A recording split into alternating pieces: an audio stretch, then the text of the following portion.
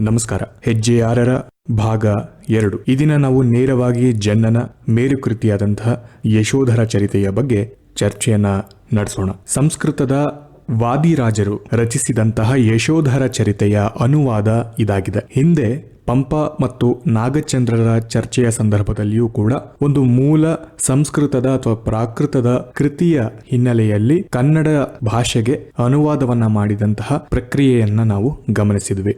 ಜನ್ನನೂ ಸಹ ಅದೇ ರೀತಿನಲ್ಲಿ ಸಂಸ್ಕೃತದ ವಾದಿರಾಜರ ಯಶೋಧರ ಚರಿತೆಯನ್ನ ಕನ್ನಡಕ್ಕೆ ತರ್ತಾನೆ. ಜನ್ನ ಬಹಳಷ್ಟು ಕಡೆ ತನ್ನ ಸ್ವಂತಿಕೆಯನ್ನ ತೋರ್ತಾನೆ. ಇದನ್ನ ನೇರವಾದ ಅನುವಾದ ಅಂತ ಹೇಳಲಿಕ್ಕೆ ಆಗುವುದಿಲ್ಲ. ಇಲ್ಲಿಗೆ ಬೇಕಾದಂತಹ ಬದಲಾವಣೆಗಳನ್ನ ಆತ ಮಾಡ್ತಾ ಹೋಗ್ತಾನೆ. ಜೊತೆಗೆ ನಾನು ಹೇಳಿದ್ದೆ ಹಿಂದಿನ ಸಂಚಿಕೆಯಲ್ಲಿ, ಬದಲಾದ ವಾತಾವರಣದಲ್ಲಿ ಅದು ಧಾರ್ಮಿಕ, ರಾಜಕೀಯ, ಸಾಮಾಜಿಕ ಮತ್ತು ಸಾಹಿತ್ಯಿಕ ಬದಲಾವಣೆಗಳ ಹಿನ್ನೆಲೆಯಲ್ಲಿ ಹಲವು ಮಾರ್ಪಾಟುಗಳನ್ನ ಜನ್ನ ಮಾಡ್ಕೊಳ್ಬೇಕಾಗತ್ತೆ. ಆ ಎಲ್ಲ ಮಾರ್ಪಾಟುಗಳನ್ನ ವಾದಿರಾಜರ ಸಂಸ್ಕೃತದ ಕಾವ್ಯವನ್ನ ಬದಲಿಸಿಕೊಂಡು ಕನ್ನಡಕ್ಕೆ ಯಶೋಧರ ಚರಿತೆಯನ್ನ ಜನ್ನ ತರ್ತಾನೆ. ರಂಶ್ರೀ ಮುಗಳಿಯವರು ಇದನ್ನ ಬಹಳ ಚೆನ್ನಾಗಿ ಹೇಳ್ತಾರೆ. ಇದು ಸರಳಾನುವಾದ ಅನ್ನೋದಕ್ಕಿಂತ ವಿರಳಾನುವಾದ ಅಂತ ಹೇಳಬಹುದು. ಬಹಳ ಅಪರೂಪವಾದಂತಹ ಅನುವಾದ ಇದು. ಉಜ್ವಲವಾದವಂತ ಪ್ರತಿರೂಪಣ ಅಂತ ಹೇಳಿದ್ರೆ ಇದಕ್ಕೆ ಸರಿಯಾದಂತಹ ಅರ್ಥ ಸಿಗುತ್ತೆ ಅಂತ ಹೇಳ್ತಾರೆ. ಇದು ಸರಳವಾಗಿ ಅನುವಾದ ಆಗಿಲ್ಲ. ನೇರವಾಗಿ ವಾದಿರಾಜರು ಹೇಳಿದ್ದೇ ಇಲ್ಲಿ ತಂದು ಇಟ್ಟಿಲ್ಲ ಆತ. ಹಲವು ಮಹತ್ತರವಾದಂತಹ ಬದಲಾವಣೆಗಳನ್ನ ತರುವ ಮೂಲಕ ಇದನ್ನ ವಿರಳಾನುವಾದ ಅಂತ ಹೇಳಿ ರಂಶ್ರೀ ಮುಗಳವರು ಹೇಳ್ತಾರೆ. ವಾದಿರಾಜರ ಕಾವ್ಯದಲ್ಲಿ 4 ಸರ್ಗಗಳಿವೆ. ಅದರಲ್ಲಿ 264 ಪದ್ಯಗಳಿವೆ ಸಂಸ್ಕೃತದ ಮೂಲದ ಕಾವ್ಯದಲ್ಲಿ. ಅದನ್ನ ಜನ್ನ ಕನ್ನಡಕ್ಕೆ ತರುವಾಗ ಅದನ್ನ 4 ಅವತಾರಗಳು ಅಂತ ಕರೀತಾನೆ. 311 ಪದ್ಯಗಳು ಒಟ್ಟು ಸೇರಿ. ಇದು ಬಹಳ ವಿಶಿಷ್ಟವಾದಂತಹ ಕಾವ್ಯ ಯಶೋಧರ ಚರಿತೆ. ಓದಿದ ನಂತರ ನಮಗೆ ಅರಿವಿಗೆ ಬರುತ್ತೆ the whole concept, the whole theme. ಬಹಳ ವಿಭಿನ್ನವಾದಂತಹ ಪ್ರಯತ್ನ. ಆ ಕಾಲಕ್ಕೆ ಯಾರು ಊಹಿಸಲು ಸಾಧ್ಯವಾದಂತಹ ಕೆಲವೊಂದಿಷ್ಟು ಚರ್ಚೆಗಳನ್ನ, ಕೆಲವೊಂದಿಷ್ಟು ಪ್ರಶ್ನೆಗಳನ್ನ ಜನ್ನ ಕೊಡ್ತಾ ಹೋಗ್ತಾನೆ. ಇಂದಿನ ಜನಾಂಗದವರಿಗೂ ಕೂಡ, ಇವತ್ತಿನ ಜನರಿಗೂ ಕೂಡ ಅದು ಕಾಡಬಹುದಾದಂತಹ ಪ್ರಶ್ನೆಯಾಗಿ ಇರುತ್ತೆ. ಒಂದರ್ಥದಲ್ಲಿ ಇದನ್ನ ಚಂಪು ಕಾವ್ಯ ಅಂತ ಹೇಳಲಿಕ್ಕೆ ಸಾಧ್ಯ ಇಲ್ಲ. ಕಾರಣ ಗದ್ಯ ಭಾಗಗಳು ಇಲ್ಲ ಇಲ್ಲಿ. ಚಂಪು ಅಂದ್ರೆ ಗದ್ಯ ಮತ್ತು ಪದ್ಯ ಎರಡೂ ಇರಬೇಕು ಅನ್ನುವಂಥದ್ದನ್ನ ನಾವು ಗಮನಿಸಿದ್ವಿ. ಆದ್ರೆ ಟೆಕ್ನಿಕಲಿ ಇದು ಚಂಪು ಅಲ್ವಾ ಅನ್ನುವಂತಹ ಪ್ರಶ್ನೆ ಬರುತ್ತೆ. ಯಾಕಂದ್ರೆ ಇಲ್ಲಿ ಗದ್ಯ ಭಾಗಗಳಿಲ್ಲ. 10 ವೃತ್ತಗಳಿವೆ. ಇನ್ನು ಮಿಕ್ಕವಂಥದ್ದೆಲ್ಲ ಕಂದ ಪದ್ಯಗಳು. ವೃತ್ತ ಸಂಪೂರ್ಣವಾಗಿ ಬರೆದದ್ದು ಪಂಪ. ಆದ್ರೆ ಸರಳವಾಗಿ ಹೇಳಬೇಕು ಅಂತ ಹೇಳೋ ಕಾರಣಕ್ಕೋಸ್ಕರ ಜನ್ನ ಕಂದ ಪದ್ಯವನ್ನ ಆರಿಸ್ಕೊಳ್ತಾನೆ. ಆದ್ರೆ ಅಲ್ಲಲ್ಲಿ ಒಂದಷ್ಟು ವೃತ್ತಗಳನ್ನ ಕೂಡ ಉಪಯೋಗಿಸಿದ್ದಾನೆ. ಇದನ್ನ ಹೊರತುಪಡಿಸಿದರೆ ಸಂಪೂರ್ಣವಾಗಿ ಅದು ಕಂದ ಪದ್ಯದಲ್ಲಿ ರಚಿಸಿರುವಂತಹದ್ದು. ಇದು 4 ಅವತಾರಗಳನ್ನ ಒಳಗೊಂಡಂತಹ ಒಂದು ಚಿಕ್ಕ ಮತ್ತು ಚೊಕ್ಕ ಉತ್ಕೃಷ್ಟ ಕಾವ್ಯ ಇದು. ಇದರಲ್ಲಿ ಮಾರಿದತ್ತ ಅನ್ನುವಂತಹ ಹಿಂಸಾ ರಭಸಮತಿಯ ಒಂದು ಕಥೆ ಏನಿದೆ, ಅಂಥವನು ಧರ್ಮಕ್ಕೆ ಮತ್ತು ಅಹಿಂಸೆಗೆ ತಿರುಗುವಂತಹ ಒಂದು ಶುಭ ಕಥೆಯನ್ನ ಒಳಗೊಂಡಿರುವಂತದ್ದು ಯಶೋಧರ ಚರಿತೆ. ಯಶೋಧರ ಇದರಲ್ಲಿ ನಾಯಕ ಹೌದು. ಆದ್ರೆ ಒಟ್ಟು ಸಾರಾಂಶದಲ್ಲಿ ನೋಡೋದಾದ್ರೆ ಅಲ್ಟಿಮೇಟ್ಲಿ ಆಗುವಂಥದ್ದು ಈ ಮಾರಿದತ್ತ ಅನ್ನುವಂತಹವನು ಮನಪರಿವರ್ತನೆ ಹೊಂದಿ ಹಿಂಸೆಯಿಂದ ಅಹಿಂಸೆಗೆ ತಿರುಗುವಂತಹ ಒಂದು ಕಥಾನಕ. ಅದಕ್ಕೆ ಸಹಾಯವನ್ನ ಮಾಡುವಂತಹವನು ಯಶೋಧರ ಮತ್ತು ಯಶೋಧರನ ಕಥಾಹಂದರ. ಕಾವ್ಯದ ಉದ್ದೇಶ ಏನು, ಯಶೋಧರ ಚರಿತೆಯ ಉದ್ದೇಶಗಳೇನು ಅನ್ನೋದನ್ನ ನಾವು ಗಮನಿಸೋದಾದ್ರೆ ಸ್ವತಃ ಜನ್ನ ಅಂದ್ರೆ ಕವಿಯೇ ಹೇಳ್ಕೊಳ್ತಾನೆ. ಜೀವದಯಾಷ್ಟಮಿ ಅನ್ನುವಂತಹ ಒಂದು ಅಹಿಂಸಾ ವ್ರತ ಇದೆ ಜೈನರಲ್ಲಿ. ಈ ಅಹಿಂಸಾ ವ್ರತವನ್ನ ಆಚರಿಸಿದ ಜೈನರು ಪಾರಣೆಯ ದಿನದಂದು ಕೇಳೋದಕ್ಕೋಸ್ಕರ ಈ ಕಾವ್ಯ ಬರೆದಿದ್ದಾನೆ ಅನ್ನುವಂಥದ್ದು. ಆದ್ರೆ ಅಮೃತಮತಿ ಅಷ್ಟಾವಂಕನ ಒಂದು ಪ್ರಕರಣ ಇದೆ ಈ ಒಂದು ಕಾವ್ಯದಲ್ಲಿ. ಬಹಳ ವಿಶಿಷ್ಟವಾದಂತಹ ಒಂದು ಪ್ರಕರಣ ಇದು.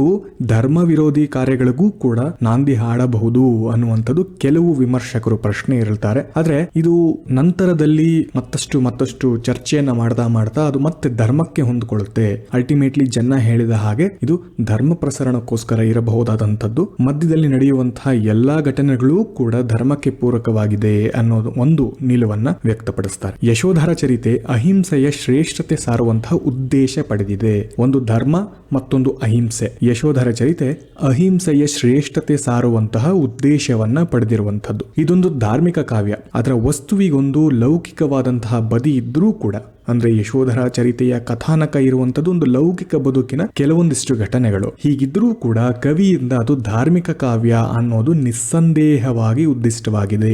ಸಂಪೂರ್ಣ ಕಾವ್ಯ ಮುಗಿಯುವ ಹೊತ್ತಿಗೆ ಅದು ಧರ್ಮ ಪ್ರಸರಣಕ್ಕೆ ಅನ್ನುವಂಥ ಒಂದು ಅಭಿಪ್ರಾಯ ನಮ್ಮಲ್ಲಿ ಮೂಡುತ್ತೆ. ಪ್ರತಿಯೊಂದು ಅವತಾರದ ಕೊನೆಯಲ್ಲಿ ಅಭಯ ರುಚಿ ಕುಮಾರಂ ಮಾರಿದತ್ತಂಗೆ ಹಿಂಸಾರಭಸಮತಿಗೆ ಸ್ವಯಂ ಪೇಳ್ದು ಧರ್ಮಕ್ಕೆ ತಂದಿ ಶುಭಕಥನಂ ಎಂದು ಉಕ್ತ ಆಗಿದೆ. ಅಂದ್ರೆ ಇದೇ ಮೂಲತಃ ಉದ್ದೇಶ. ಒಂದು ಅಭಯ ಅಭಯರುಚಿ ಕುಮಾರ ಮಾರಿದತ್ತ ಅನ್ನುವಂತಹ ಹಿಂಸಾ ರಭಸಮತಿಗೆ ಸ್ವಯಂ ಪೇಳಿದು ತಾನೇ ಹೇಳುವ ಧರ್ಮಕ್ಕೆ ತಂದು ನಿಲ್ಲಿಸುವಂತಹ ಒಂದು ಶುಭ ಕಥೆ ಇದು ಅಂತ ತನ್ನ ಉದ್ದೇಶವನ್ನ ಜನ್ನ ಸ್ವತಃ ವ್ಯಕ್ತಪಡಿಸ್ತಾನೆ. ಯಶೋಧರನ ಕಥೆಯನ್ನ ಕೇಳಿದವರ ಪಾಪ ಅಳಿಯುತ್ತಂತೆ. ಜನ್ನನ ಉದ್ದೇಶ ಕೂಡ ಇದೆ. ಈ ಕಥೆಯನ್ನ ಕೇಳ್ತಾ ಕೇಳ್ತಾ ಯಾವೆಲ್ಲ ಪಾಪವನ್ನ ಮಾಡಿದ್ದಾರೆ ಅದನ್ನೆಲ್ಲ ತೊಳೆದು ಹಾಕುವಂತಹ ಉದ್ದೇಶ ಅವನಲ್ಲಿ ಇರುವಂತದ್ದು. ಕರ್ಮ ತತ್ವದ ಹಿನ್ನೆಲೆಯಲ್ಲಿ ಹಿಂಸೆಯ ದುರಂತ ಘೋರ ಪರಿಣಾಮಗಳನ್ನ ಬಿತ್ತರಿಸಿ ಅದರ ಮೂಲಕ ಹಿಂಸೆಯ ಮಹತಿಯನ್ನ ಎತ್ತಿ ಹಿಡಿಯುವಂಥದ್ದು. ಹಿಂಸೆ ಮಾಡಿದಾಗ ಏನೆಲ್ಲ ಆಗ್ತವೆ, ಯಾವೆಲ್ಲ ನರಕ ಯಾತನೆಯನ್ನ ನೀವು ಅನುಭವಿಸಬೇಕಾಗತ್ತೆ ಅಂತ ಹೇಳ್ತಾ ಹೇಳ್ತಾ ಅಹಿಂಸೆಗೆ ತಳ್ಳುವಂತಹ, ಅಹಿಂಸೆಗೆ ಕರೆದು ತರುವಂತಹ ಒಂದು ಕಥಾನಕ ಯಶೋಧರ ಚರಿತೆಯಲ್ಲಿ ಕಾಣಬಹುದು. ಜೈನ ಧರ್ಮದಲ್ಲಿ ಅಹಿಂಸೆಗೆ ಪರಮ ಪ್ರಾಶಸ್ತ್ಯ ಇದೆ.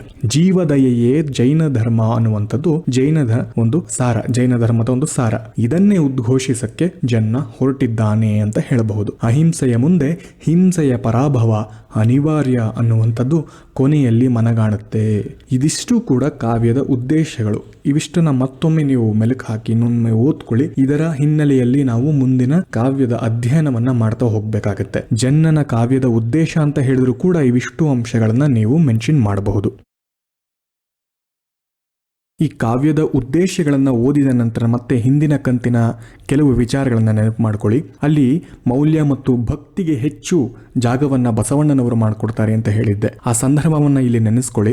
ಧರ್ಮವನ್ನ ಪ್ರಸರಣ ಮಾಡೋದಕ್ಕೋಸ್ಕರ ಈತ ಅಹಿಂಸೆಯ ಒಂದು ಮೌಲ್ಯವನ್ನ ಮುಂದಿಡ್ತಾನೆ, ಸತ್ಯದ ಮೌಲ್ಯವನ್ನ ಮುಂದಿಡ್ತಾ ಹೋಗ್ತಾನೆ. ಭಾಷೆಯಲ್ಲೂ ಸರಳವಾಗಿ ಬರಬೇಕು ಅನ್ನೋ ಕಾರಣಕ್ಕೆ ಈತ ಕಂದ ಪದ್ಯವನ್ನ ಆರಿಸಿಕೊಳ್ತಾನೆ. ಲೌಕಿಕ ಅಂಶಗಳನ್ನ ಅಂದರೆ ಸಾಮಾನ್ಯ ವ್ಯಕ್ತಿಗಳಲ್ಲಿ ನಡೆಯುತ್ತಿರುವಂತಹ ಕೆಲವು ವಿಚಾರಗಳನ್ನ ಭಕ್ತಿಯ ಮೂಲಕ ಧರ್ಮವನ್ನ ಹೊರತರುವ ಮೂಲಕ ಸಾಮಾನ್ಯರಿಗೂ ತಲುಪಬೇಕು ಅನ್ನುವಂತಹ ಒಂದಷ್ಟು ಅಂಶಗಳಿಗೋಸ್ಕರ ಯಶೋಧರ ಚರಿತೆಯಲ್ಲಿ ಸೂಕ್ತವಾದಂತಹ ಒಂದು ಅಂಶ ಬೆಳಕಿಗೆ ತರಬಹುದು ಅನ್ನೋ ಒಂದು ಕಾರಣಕ್ಕೋಸ್ಕರ ಲೌಕಿಕ ಅಂಶವನ್ನು ಕೂಡ ಆತ ಹೈಲೈಟ್ ಮಾಡ್ತಾ ಹೋಗ್ತಾನೆ. ಸೊ ಹಿಂದಿನ ಕಂತಿನಲ್ಲಿ ಹೇಳಿದಂತಹ ಎಲ್ಲ ಅಂಶಗಳು ಕಾವ್ಯದ ಉದ್ದೇಶದಲ್ಲಿ ಅಧಿಕೃತವಾಗಿ ಅದು ಕಾವ್ಯದಲ್ಲಿ ಬರ್ತಿದ್ಯಾ ಅನ್ನೋದನ್ನ ಅಲ್ಲಲ್ಲಿಗೆ ನೀವು ಟ್ಯಾಲಿ ಮಾಡ್ತಾ ಹೋಗ್ಬೇಕಾಗತ್ತೆ. ಇವಿಷ್ಟು ಕಾವ್ಯದ ಒಟ್ಟು ಉದ್ದೇಶ.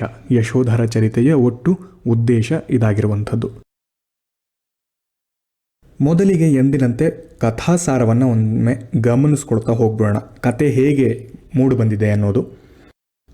ರಾಜಾಪುರ ಅನ್ನುವಂಥ ಒಂದು ಪಟ್ಟಣ, ಅದರ ದೊರೆ ಮಾರಿದತ್ತ. ಆ ಪುರದಲ್ಲಿ ಚಂಡಮಾರಿ ಅನ್ನುವಂತಹ ಒಬ್ಬ ಮಾರಿ ದೇವತೆಯ ದೇವಾಲಯ ಇರುತ್ತೆ.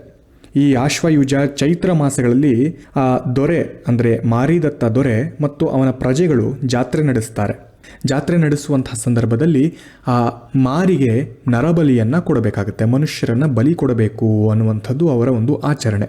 ಇಬ್ಬರು ಮನುಷ್ಯರನ್ನ ಹಿಡಿದು ತರಬೇಕು ಅಂತ ಹೇಳಿ ಮಾರಿದತ್ತ ತನ್ನ ತಳಾರ ಚಂಡಕರ್ಮನಿಗೆ ಆದೇಶವನ್ನ ಮಾಡ್ತಾನೆ. ಹೋಗಿ ಇಬ್ಬರು ಮನುಷ್ಯರನ್ನ ಎಳ್ಕೊಂಡು ಬಾ, ಬಲಿಯನ್ನ ಕೊಡಬೇಕು ಅಂತ ಹೇಳಿ. ಈ ಚಂಡಕರ್ಮ ಏನು ಮಾಡ್ತಾನೆ, ಹೀಗೆ ಹುಡುಕೊಳ್ತಾ ಹೋಗ್ತಾನೆ ಯಾರನ್ನಾದ್ರೂ ಕರ್ಕೊಂಡ್ಬರ್ಬೇಕು ಅಂತ. ಆ ಸಂದರ್ಭದಲ್ಲಿ ಸುದತ್ತಾಚಾರ್ಯರು ಅನ್ನುವಂಥ ಒಬ್ಬ ಯತಿಗಳ ಜೊತೆಗೆ, ಅಂದ್ರೆ ಅವರು ಭಿಕ್ಷಾಟನೆಗೋ ಅಥವಾ ತಪಸ್ಸಿಗೋ ಏನಕ್ಕೋ ಬಂದಿರ್ತಾರೆ ಆ ಊರಿನ ಹತ್ತಿರಕ್ಕೆ. ಅವರ ಜೊತೆ ಇದ್ದಂತಹ ಇಬ್ಬರು ಅಣ್ಣ ಮತ್ತು ತಂಗಿ, ಅಭಯರುಚಿ ಮತ್ತು ಅಭಯಮತಿ ಅನ್ನುವಂತಹ ಅಣ್ಣ ತಂಗಿಯರ ಕಾಣಿಸ್ತಾರೆ.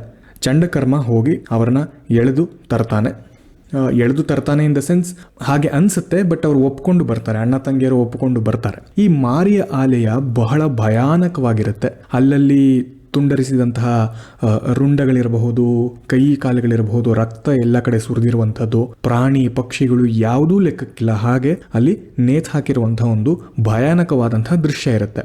ಆದರೆ ಈ ಅಣ್ಣ ತಂಗಿಯರು ಸ್ವಲ್ಪವೂ ವಿಚಲಿತರಾಗೋದಿಲ್ಲ, ಸ್ವಲ್ಪವೂ ಭಯ ಪಡೋದಿಲ್ಲ.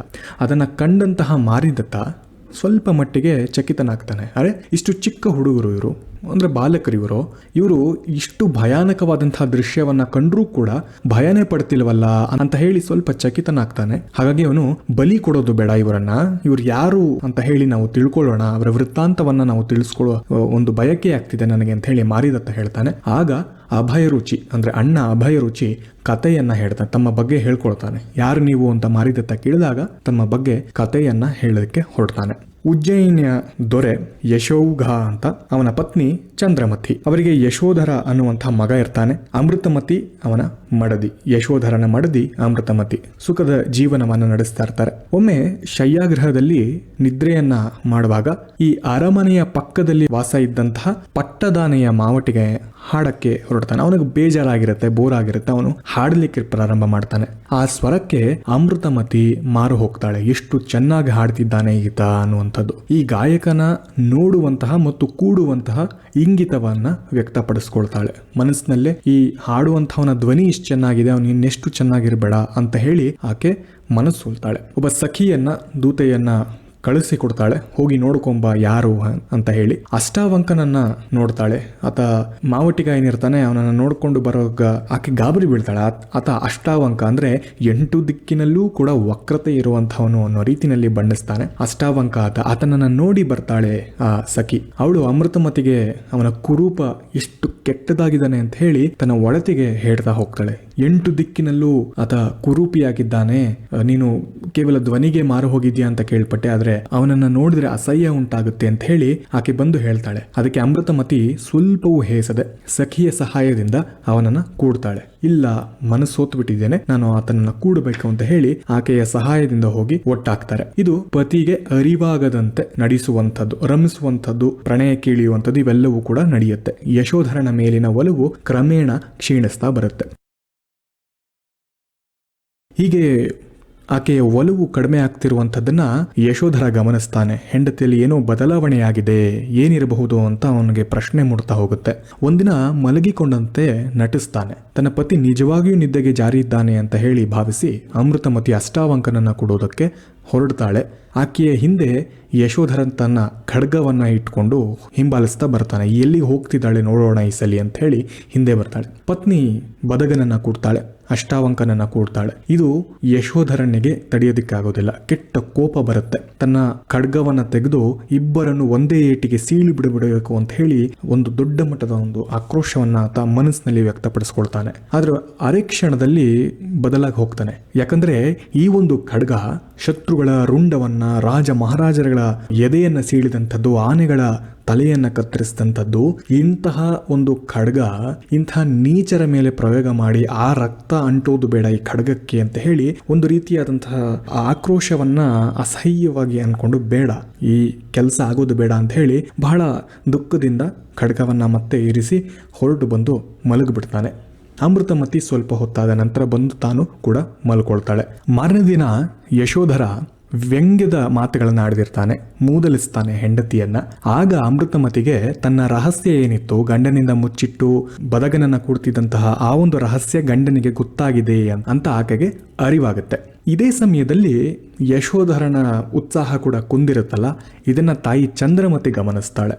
ಮಗ ಯಾಕೋ ಇತ್ತೀಚೆಗೆ ಬಹಳ ಸಪ್ಪಗಿದ್ದಾನೆ, ಬೇಜಾರಿನಲ್ಲಿದ್ದಾನೆ ಅಂತ ಹೇಳಿ ಚಂದ್ರಮತಿ ಅವನ ದುಃಖಕ್ಕೆ ಏನು ಕಾರಣ ಅಂತ ಕೇಳ್ತಾಳೆ. ಯಶೋಧರ ಇದನ್ನ ನೇರವಾಗಿ ಹೇಳೋದಕ್ಕೆ ಸಾಧ್ಯ ಆಗದೆ ಅದನ್ನ ಇಂಡೈರೆಕ್ಟ್ ಆಗಿ ಸ್ವಲ್ಪ ಪರೋಕ್ಷವಾಗಿ ಹೇಳಬೇಕಲ್ಲ ಅಂತ ಹೇಳಿ, ನನಗೆ ಹಿಂದಿನ ದಿನ ಒಂದು ಬಹಳ ಕೆಟ್ಟ ಕನಸು ಬಂತು, ನನಗೆ ಒಂದು ದುಸ್ವಪ್ನ ಬೀಳ್ತು ಅಂತ ಹೇಳಿ ಇದೇ ಒಂದು ಕಥೆಯನ್ನ ಇಂಡೈರೆಕ್ಟ್ ಆಗಿ ಹೇಳ್ತಾನೆ.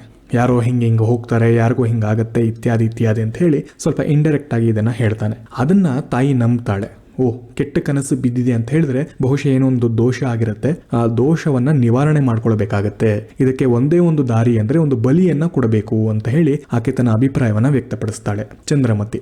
ಇದಕ್ಕೆ ಯಶೋಧರ ಒಪ್ಪೋದಿಲ್ಲ. ಬೇಡ, ಹಿಂಸೆ ಸಲ್ಲ, ಇದಕ್ಕೆ ಬೇಡ, ಹಿಂಸೆಯನ್ನೆಲ್ಲ ಮಾಡೋದು ಬೇಡ ಅಂತ ಹೇಳಿದಾಗ ತಾಯಿ ಕೊನೆಗೂ ಕನ್ವಿನ್ಸ್ ಮಾಡ್ತಾಳೆ. ಹೋಗ್ಲಿ, ನಿಜವಾದಂತಹ ಜೀವ ಇರೋದಕ್ಕೆ ಯಾವುದಕ್ಕೂ ಹಿಂಸೆ ಮಾಡೋದು ಬೇಡ, ಒಂದು ಹಿಟ್ಟಿನಿಂದ ಮಾಡಿದಂತಹ ಒಂದು ಕೋಳಿಯನ್ನ ಬಲಿ ಕೊಡೋಣ, ಸಿಂಬಾಲಿಕ್ ಆಗಿ ಒಂದು ಬಲಿಯನ್ನ ಕೊಟ್ಟು ಬಿಡೋಣ, ಅಲ್ಲಿಗೆ ಆ ದೋಷ ನಿವಾರಣೆ ಆಗಬಹುದು ಅಂತ ಹೇಳಿ ಹೇಳ್ತಾಳೆ. ಅದಕ್ಕೆ ಯಶೋಧರ ಒಪ್ಕೊಳ್ತಾನೆ. ಒಪ್ಕೊಂಡು ಒಂದು ಹಿಟ್ಟಿನ ಒಂದು ಹುಂಜವನ್ನು, ಕೋಳಿಯನ್ನು ಅವರು ನಿರ್ಮಿಸ್ತಾರೆ. ಮಾಡಿ ಅದನ್ನ ಇವನು ತಲೆಯನ್ನ ಕಡಿಯೋ ಸಂದರ್ಭದಲ್ಲಿ ಅದರ ಒಳಗೆ ಶಾಪಗ್ರಸ್ತ ಆತ್ಮವೋ ಬೆಂತರವೋ ಒಂದು ಸೇರ್ಕೊಂಡಿರುತ್ತೆ. ಯಾವಾಗ ಇವನು ಖಡ್ಗವನ್ನು ತೆಗೆದು ಆ ಹಿಟ್ಟಿನ ಹುಂಜದ ಒಂದು ರುಂಡವನ್ನ ತೆಗಿತಾನೆ, ಆಗ ಅದನ್ನ ನೆರಳುತ್ತಾ ಚೀರುತ್ತಾ ಹಾರ್ತಾ ಹೊಟ್ಟೋಗುತ್ತೆ. ಇದು ಮತ್ತೊಮ್ಮೆ ಶಾಪ ಇವನ ಮೇಲೆ ಬರುವಂಥದ್ದು, ತಾಯಿ ಮಗನ ಮೇಲೆ ಶಾಪ ಬಂದ್ಬಿಡುತ್ತೆ. ಇದಕ್ಕೆ ಮತ್ತೆ ದುಃಖಿಸ್ತಾನೆ ಯಶೋಧರ. ಅರೆರೆ, ನಾನು ಹಿಂಸೆಯನ್ನ ಕಡಿಮೆ ಮಾಡೋಣ ಅಂತ ಹೇಳಿ ಹಿಟ್ಟಿನ ಹುಂಜವನ್ನ ನಾನು ಬಲಿ ಕೊಡೋಕೆ ಹೋದರೆ ಇಲ್ಲೂ ಕೂಡ ಆ ಒಂದು ಅಂಶ ಬಂದ್ಬಿಡ್ತಲ್ಲ, ಇದೊಂದು ಸಂಕಲ್ಪ ಹಿಂಸೆಯಾಗಿ ಬಂದ್ಬಿಡ್ತು. ಅಂದ್ರೆ ಮನಸ್ಸಿನಲ್ಲಿಯೇ ಹಿಂಸೆ ಮಾಡಬೇಕು ಅಂತ ಹೇಳಿ ಅಂದುಕೊಂಡಿದ್ದೇ ಒಂದು ದೊಡ್ಡ ಹಿಂಸೆ ಆಗೋಯ್ತು, ಪಾಪ ಆಗೋಯ್ತು ಅಂತ ಹೇಳಿ. ಪ್ರತಿಯೊಬ್ಬರ ಮನಸ್ಸಿನಲ್ಲೂ ಒಂದೊಂದು ರೀತಿಯ ಹಿಂಸೆಗಳು ಕಾಣಿಸ್ತಾ ಇದೆ ಅನ್ನೋದನ್ನ ಅಬ್ಸರ್ವ್ ಮಾಡ್ತಾ ಹೋಗಿ. ಹೀಗೆ ದುಃಖಿಸ್ತಾ ಈ ಕಡೆ ಒಂದು ರೀತಿ ಪಾಪ ಮಾಡಿದ್ದಾನೆ, ಒಂದು ಕಡೆ ಹೆಂಡತಿಯೂ ಕೂಡ ಈಗ ಜೊತೆಗೆ ಇಲ್ಲ, ಇನ್ನು ರಾಜ್ಯಭಾರವನ್ನು ಮಾಡೋದ್ರಲ್ಲಿ ಯಾವುದೇ ಅರ್ಥ ಇಲ್ಲ ಅಂತ ಹೇಳಿ ಮಗ ಯಶೋಮತಿಗೆ ರಾಜ್ಯಭಾರವನ್ನು ಒಪ್ಪಿಸಿ ತಪಸ್ಸಿಗೆ ಹೊರಟು ಬಿಡಬೇಕು ಅಂತ ನಿಲ್ತಾನೆ. ಅದಕ್ಕೆ ತಾಯಿ ಕೂಡ ನಾನು ಬಂದುಬಿಡ್ತೀನಿ, ನೀನಿಲ್ಲದೆ ನಾನು ಇರೋದಕ್ಕೆ ಆಗೋದಿಲ್ಲ, ನಿನ್ನ ಜೊತೆ ನಾನು ಬರ್ತೀನಿ ಅಂತ ಹೇಳಿ ಇಬ್ಬರು ಹೊರಟು ನಿಲ್ತಾರೆ ತಪಸ್ಸಿಗೆ. ಈ ಒಂದು ಕಡೆ ತನ್ನ ಅತ್ತೆ ಮತ್ತು ಗಂಡನಿಗೆ ತನ್ನ ರಹಸ್ಯದ ವಿಚಾರ ತಿಳಿದುಬಿಟ್ಟಿದೆ ಅಂತ ಹೇಳಿ ಅಮೃತಮತಿ ಏನು ಮಾಡ್ತಾಳೆ, ಇದು ಬಹಳ ಅಪಾಯದ ಮುನ್ಸೂಚನೆ, ಇದು ಇಬ್ಬರಿಗೂ ತಿಳಿದುಬಿಟ್ಟಿದೆ, ಇನ್ನು ನಾನು ನಾಶ ಆಗಿಬಿಡಬಹುದು ಅನ್ನೋ ಒಂದು ಕಾರಣಕ್ಕೋಸ್ಕರ ಇಬ್ಬರಿಗೂ ಅಂದರೆ ಅತ್ತೆ ಮತ್ತು ಗಂಡನಿಗೆ ವಿಷ ಇರುವಂತಹ ಲಡ್ಡುಗಳನ್ನು ಉಣಬಡಿಸ್ತಾಳೆ. ನೀವು ತಪಸ್ಸಿಗೆ ಹೋಗ್ತಿದ್ದೀರಲ್ಲ, ಅದಕ್ಕಿಂತ ಮುಂಚೆ ಇದನ್ನು ತಿಂದುಬಿಡಿ ಅಂತ ಹೇಳಿ ಅದನ್ನು ತಿಂತಾರೆ. ಇಬ್ಬರು ಕೂಡ ಸಾವನ್ನಪ್ತಾರೆ. ಯಾರು? ಯಶೋಧರ ಮತ್ತು ತಾಯಿ ಚಂದ್ರಮತಿ ಸಾವನ್ನಪ್ತಾರೆ. ಹೀಗೆ ಸತ್ತಂತಹ ಯಶೋಧರ ಮತ್ತು ಚಂದ್ರಮತಿ ಅಂದರೆ ತಾಯಿ ಮತ್ತು ಮಗ ಮುಂದಿನ ಜನ್ಮದಲ್ಲಿ ನೋಡಿ, ಜನ್ಮಾಂತರಗಳು ಜೈನರಲ್ಲಿ ಹೇಗೆಲ್ಲ ಸಾಕ್ತವೆ ಅನ್ನೋದಕ್ಕೆ ಇದೊಂದು ಎಕ್ಸಾಂಪಲ್. ವಡ್ಡಾರಾಧನೆಯನ್ನು ನೀವು ಓದಿದಾಗ ಇದು ಮತ್ತಷ್ಟು ನಿಮಗೆ ಕ್ಲಾರಿಟಿ ಸಿಗ್ತಾ ಹೋಗುತ್ತೆ. ಇನ್ಫ್ಯಾಕ್ಟ್ ಆದಿಪುರಾಣದಲ್ಲಿ ಈ ರೀತಿಯ ಹಲವು ಜನ್ಮಾಂತರಗಳು, ಶಾಪಗ್ರಸ್ತ ಜನ್ಮಗಳನ್ನು ದಾಟಿ ನಂತರ ಕೇವಲ ಜ್ಞಾನ ಆಗುವಂತಹ ಅಂಶಗಳನ್ನು ಕೂಡ ನೀವು ಗಮನಿಸಿರಬಹುದು. ಹೀಗೆ ಯಶೋಧರ ಮತ್ತು ಚಂದ್ರಮತಿ ಸತ್ತು ನಂತರ ಮುಂದಿನ ಜನ್ಮದಲ್ಲಿ ಹಂತ ಹಂತವಾಗಿ ನವಿಲು ನಾಯಿಯಾಗಿ, ಹಾವು ಮುಳ್ಳು ಹಂದಿಯಾಗಿ, ಮೀನು ಮೊಸಳೆಯಾಗಿ, ಆಡು ಹೋತವಾಗಿ ಮತ್ತು ಕೊನೆಯದಾಗಿ ಹೊಲಗೇರಿಯ ಕೋಳಿ ಪಿಳ್ಳೆಗಳಾಗಿ ಜನಿಸ್ತಾರೆ. ಜನ್ಮಾಂತರಗಳು ಇವೆಲ್ಲವೂ ಕೂಡ ಒಂದು ರೀತಿ ಶಾಪ. ಯಾಕಂದರೆ ಅವರು ಸಂಕಲ್ಪ ಹಿಂಸೆಯನ್ನು ಮಾಡಿದ್ರು, ಯಾರಿಗೋ ಒಂದು ಕೆಟ್ಟದನ್ನು ಬಯಸಿರ್ತಾರೆ. ಹಾಗಾಗಿ ಎಲ್ಲ ನರಕಯಾತನೆಯನ್ನು ಅವರು ಪಡಬೇಕಾಗತ್ತೆ. ಹಂತ ಹಂತವಾಗಿ ಇಲ್ಲಿ ಬರ್ತಾರೆ. ನವಿಲು ನಾಯಿ ಆದಾಗ ಇಬ್ಬರು ಸಾವನ್ನಪ್ತಾರೆ, ಮತ್ತೆ ಹಾವು ಮುಳ್ಳು ಹಂದಿ ಆಗ್ತಾರೆ, ಅಲ್ಲೂ ಸಾಯ್ತಾರೆ, ಮೀನು ಮೊಸಳೆ ಆಗ್ತಾರೆ, ಸಾಯ್ತಾರೆ. ಹೀಗೆ ಕೊನೆಗೆ ಕೋಳಿಗಳಾಗಿ ಜನಿಸ್ತಾರೆ. ಒಮ್ಮೆ ಅಕಂಪನನ ಮುನಿಗಳು ಅವರ ಉಪದೇಶವನ್ನು ಕೇಳಿದಂತಹ ಕೋಳಿಗಳು ಜಾತಿಸ್ಮರಣೆಗಳಾಗಿ ವ್ರತಗಳನ್ನು ಧರಿಸ್ತವೆ. ಓಕೆ, ಒಂದು ಪ್ಯೂರಿಟಿ ಸಿಗಬೇಕು ಅನ್ನೋ ಒಂದು ಕಾರಣಕ್ಕೋಸ್ಕರ ಆ ವಾಣಿಯನ್ನು ಕೇಳಿ ಅಂದ್ರೆ ಅಕಂಪನರ ಉಪದೇಶವನ್ನು ಕೇಳಿ ವ್ರತವನ್ನು ಧರಿಸ್ತಾರೆ. ಮತ್ತೊಂದು ಕಡೆ ಯಶೋಧರನ ಮಗ ಯಶೋಮತಿ ರಾಜ್ಯಾಳ್ವಿಕೆಯನ್ನು ಮಾಡ್ತಿದ್ದಾನೆ. ಒಮ್ಮೆ ಅವನು ಬೇಟೆಗೆ ಅಂತ ಹೇಳಿ ಅಂದರೆ ವನವಿಹಾರಕ್ಕೆ ಹೋಗೋ ಸಂದರ್ಭದಲ್ಲಿ ಬೇಟೆಗೆ ನಿಂತಾಗ ಅವನ ಬಾಣದ ಪ್ರಯೋಗದಿಂದ ಈ ಎರಡು ಕೋಳಿಗಳಿದ್ವಲ್ಲ, ಆ ಕೋಳಿಗಳು ಸಾವನ್ನಪ್ತವೆ. ಅದು ಇವನ ಮೇಲೆ ಶಾಪವಾಗ್ತವೆ. ಹಾಗಾಗಿ ಆ ಎರಡು ಕೋಳಿಗಳು ಮುಂದಿನ ಕೊನೆಯ ಜನ್ಮದಲ್ಲಿ ಯಶೋಮತಿ ಮತ್ತು ಕುಸುಮಾವಳಿ, ಯಶೋಮತಿಯ ಹೆಂಡತಿ ಕುಸುಮಾವಳಿ, ಇವರ ಮಕ್ಕಳಾಗಿ ಹುಟ್ಟುತ್ತವೆ. ಅಂದರೆ ಯಶೋಧರ ಚಂದ್ರಮತಿ ಪ್ರಾರಂಭದಲ್ಲಿ ಇದ್ದಂಥವರು ಜನ್ಮಾಂತರ ಹೊಂದಿ ಕೊನೆಗೆ ಕೋಳಿಗಳ ಜನ್ಮವನ್ನು ತಾಳಿ ಯಶೋಮತಿಯ ಬಾಣಕ್ಕೆ ತುತ್ತಾಗಿ ಸಾವನ್ನಪ್ತಾರೆ. ಮತ್ತು ಅದೇ ಯಶೋಮತಿ ಮತ್ತು ಕುಸುಮಾವಳಿಯ ಮಕ್ಕಳಾಗಿ ಅಂದರೆ ಅಭಯ ರುಚಿ ಎನ್ನುವಂಥ ಅಣ್ಣ ಮತ್ತು ಅಭಯಮತಿ ಎನ್ನುವಂಥ ತಂಗಿಯಾಗಿ ಹುಟ್ಟುತ್ತಾರೆ. ಇವು ವೃತ್ತಾಂತಗಳು, ಜನ್ಮಾಂತರದ ಒಂದು ವೃತ್ತಾಂತ ಹೀಗೆ ನಡೆಯುತ್ತೆ. ಇವರಿಬ್ಬರು ಕೂಡ ಸದಾತಾಚಾರ್ಯರು ಅನ್ನೋವರಲ್ಲಿ ಶಿಷ್ಯವೃತ್ತಿಯನ್ನು ಪಡೆದಿರ್ತಾರೆ, ಅಣ್ಣ ತಂಗಿಯರು. ಈಗ ಮತ್ತೆ ನೆನಪಿಸ್ಕೊಳ್ಳಿ, ಚಂಡಕರ್ಮ ಇವರ ಆಶ್ರಯಕ್ಕೆ ಬಂದಾಗ ಈ ಅಣ್ಣ ತಂಗಿಯರನ್ನು ಕಾಣುವಂಥದ್ದು ಇವೆಲ್ಲ ವೃತ್ತಾಂತರ ಹಿಂದೆ ನಡೆದು ಹೋಗಿದೆ, ಘಟಿಸಿರುವಂಥದ್ದು. ಈ ಎಲ್ಲ ಕಥೆಯನ್ನು ಮಾರಿದತ್ತನಿಗೆ ಅಭಯ ರುಚಿ ಹೇಳ್ತಿದ್ದಾನೆ. ನೋಡಿ, ನಾನು ಯಶೋಧರ ಅಂತ, ನನ್ನ ಹೆಂಡತಿ ಅಮೃತಮತಿ ಅಂತ, ಹೀಗೆ ನಾವು ಸಂಕಲ್ಪ ಹಿಂಸೆಯನ್ನು ಮಾಡಿದ್ವಿ, ಹಲವು ನರಕಯಾತನೆಯನ್ನು ಪಟ್ವಿ ಇತ್ಯಾದಿ ಅಂತ ಹೇಳಿ ಕೊನೆಗೆ ನಾವೀಗ ಅಭಯ ರುಚಿ ಅಭಯಮತಿಗಳಾಗಿದ್ದೇವೆ, ನಿನ್ನ ಮುಂದೆ ನಾನು ಬಂದಿದ್ದೇವೆ, ನಿನಗೆ ಕಥೆಯನ್ನು ಹೇಳ್ತಿದ್ದೀವಲ್ಲ, ನಾನೇ ಯಶೋಧರ, ಈಕೆ ನನ್ನ ತಾಯಿ ಚಂದ್ರಮತಿ ಆಗಿದ್ದಳು, ಈಗ ನನ್ನ ತಂಗಿ ಅಭಯಮತಿಯಾಗಿದ್ದಾಳೆ ಅಂತ ಹೇಳಿ ಕಥೆಯನ್ನು ಹೇಳ್ತಾ ಹೋಗ್ತಾನೆ.